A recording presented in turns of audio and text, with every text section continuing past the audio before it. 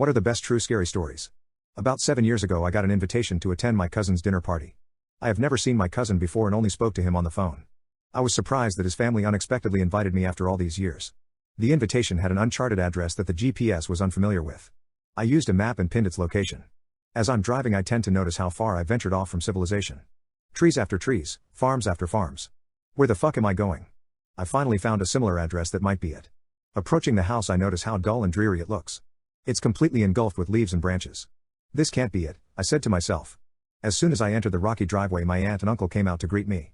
They seemed excited and welcoming. Walking into the house I asked where my cousin is. Answering immediately, he went to run a few errands, he should be back later. We spent the whole couple of hours talking about my mother and family. My aunt made delicious homemade pot roast that I finished off in minutes. After dinner we played an enduring game of Uno. It was surprisingly fun and competitive.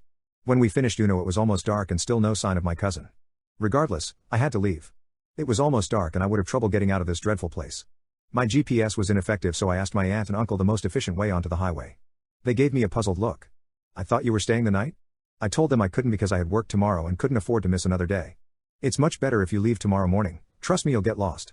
I shrugged it off and told them not to worry, I'm an adept navigator. I could get out the Sahara Desert. Looking aggravated, they strongly advised me to stay the night for my own sake. At this point I was getting pissed and irritable.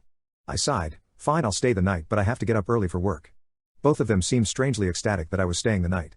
As soon as they went to go get my bed sheets and pillows, I ran out the door and got in my car. I hastily pulled out the driveway. It took me a while but I found my way out that depressing place. I got home an hour later than expected. It was 11 and I didn't want to wake my parents up. Climbing my fence and entering the back door I noticed the kitchen lights were on.